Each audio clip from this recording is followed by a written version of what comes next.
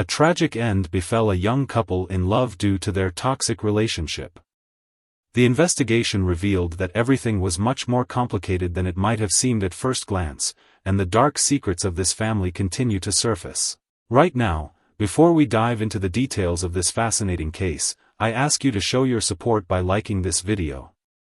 If you're interested in criminal investigations, subscribe to my channel and turn on notifications so you don't miss any more exciting episodes. Your engagement and support are incredibly important to me.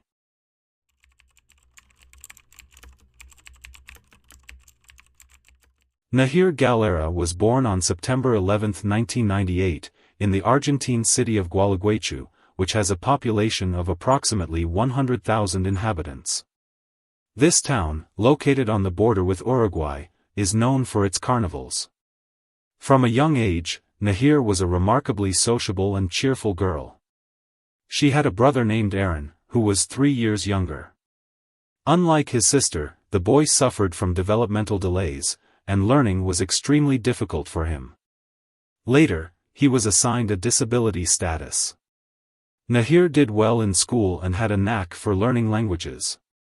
Their family seemed exemplary, close-knit and happy. The house was always kept in impeccable order. From an early age, the mother taught the children to be tidy. Nahir was downright obsessed with cleaning, order, and washing her hands. The father worked as a police officer. The parents were not strict, on the contrary, they were very indulgent with their children.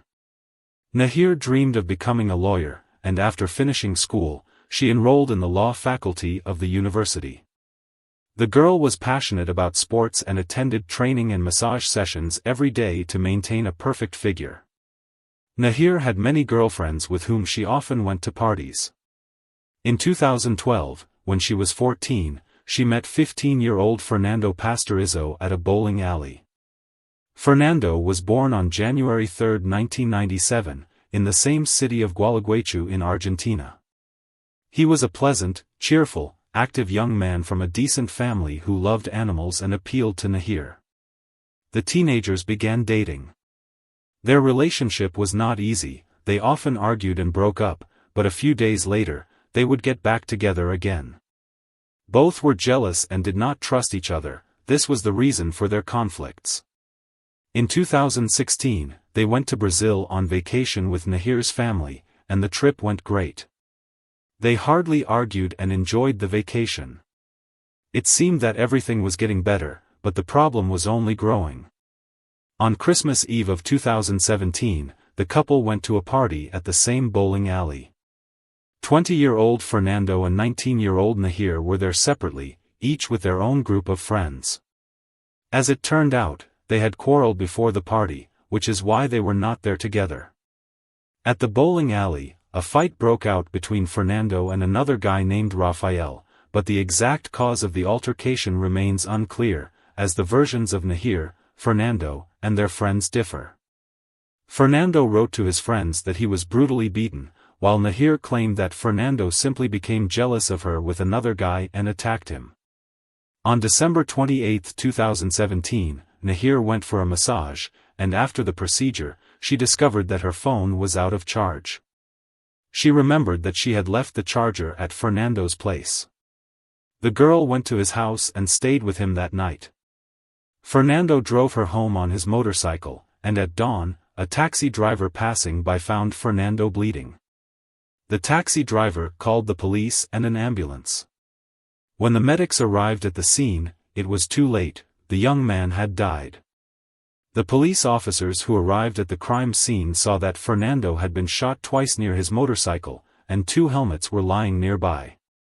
This news spread like wildfire, and at 7 o'clock in the morning, Nahir woke up, found out about it, and posted a joint photo with him on her social media page with the caption, 5 years together, quarrels, breakups, and reconciliations, but always with love. I will love you forever, my angel.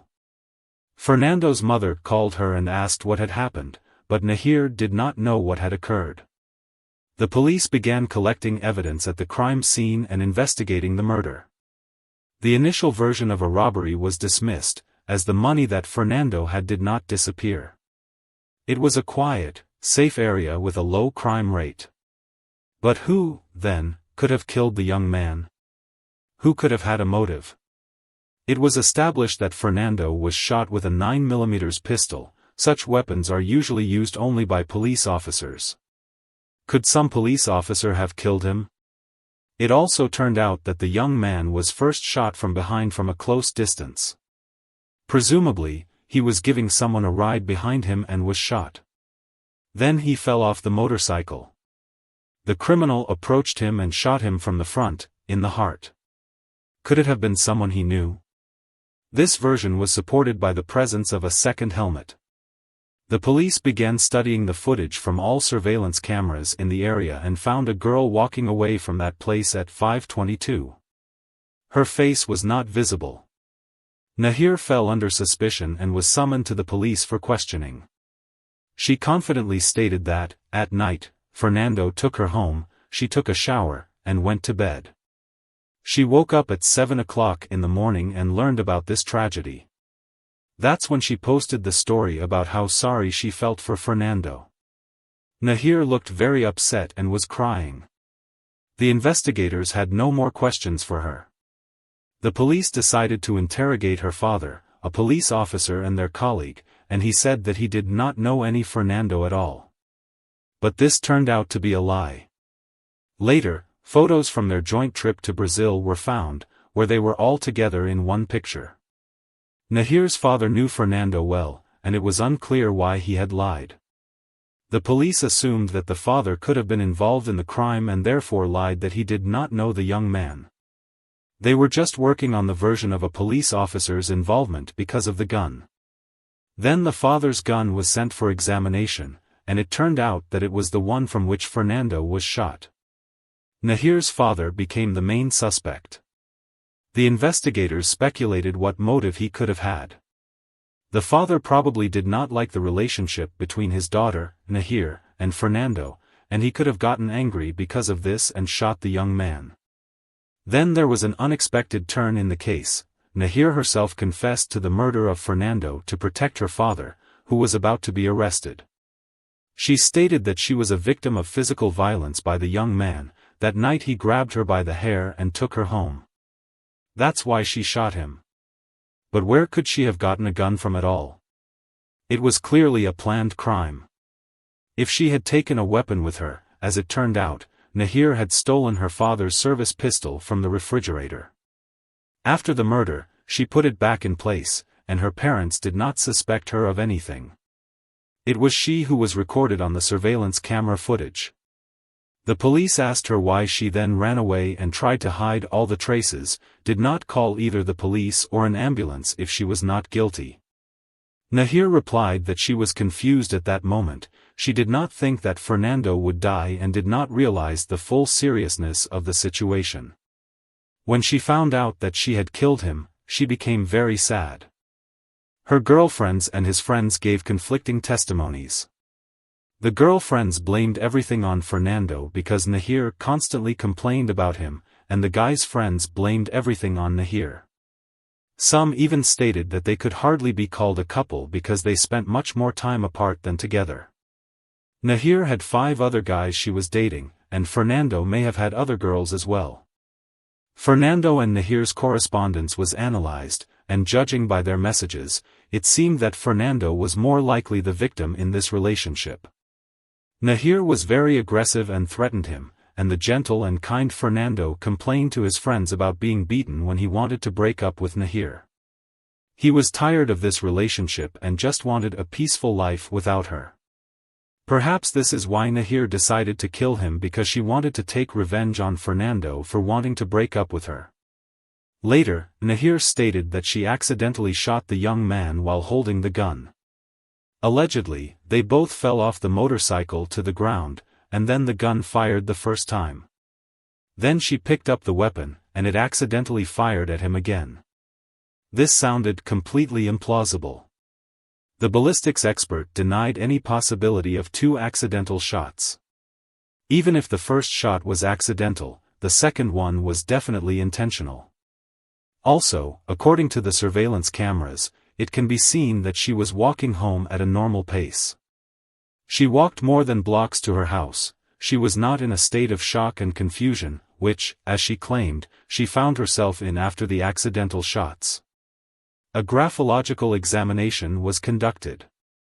The expert determined that Nahir had a significant emotional imbalance with egocentric, manipulative traits.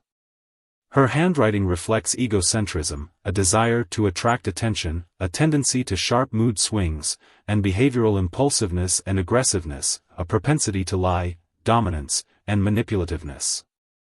The signature indicates an important emotional imbalance that she tried to restrain, but she did not succeed. Judging by the handwriting, Nahir is not as simple as it seemed at first glance. The girl has a very contradictory, complex, domineering, aggressive character. As it turned out, at the age of 16, she decided to play a joke on her parents and staged her own abduction. The frightened parents were shocked and they found out it was a prank.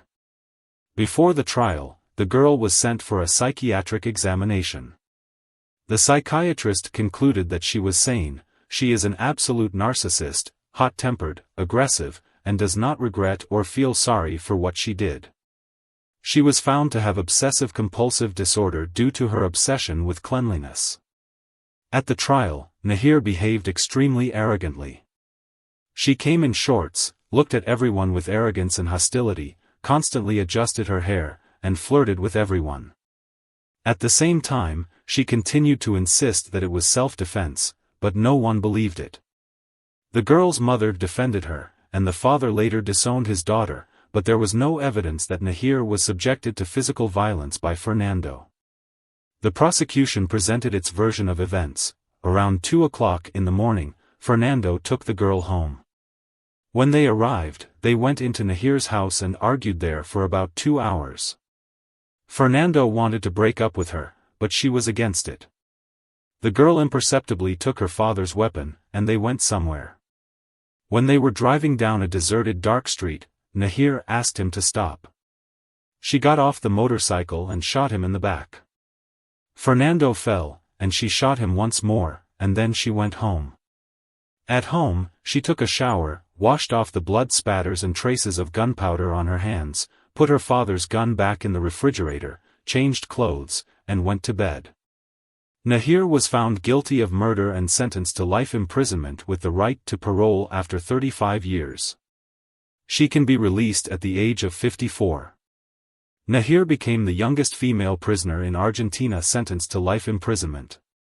The girl filed 3 appeals, but all of them were rejected, and the sentence remained in force. Now the 23-year-old girl claims that she is completely innocent and that the murderer was her father, who shot with his weapon. But then how did the father not get caught on the surveillance camera footage at all? Instead, Nahir was recorded on them, who was allegedly at home at that time. Then what was she doing there? Her mother divorced her father and assures that she believes her daughter. Nahir claims that she was afraid of her father and her uncle, who raped her, so she took the blame on herself. Her father was cruel, and she now fears for her mother and brother. She filed a lawsuit against her uncle. This case gained significant public attention. Among the local residents, there were practically no indifferent people to this case. Some support Nahir and still believe in her innocence, while others do not. Nahir not only killed Fernando but also ruined her life, her future, and the future of her brother, who will have no one to take care of him after the death of their parents. The parents hoped that Nahir would help him because he has a disability and cannot take care of himself independently, but unfortunately, she let her family down too. Thank you all for your activity, for your likes, comments, and subscriptions. Take care.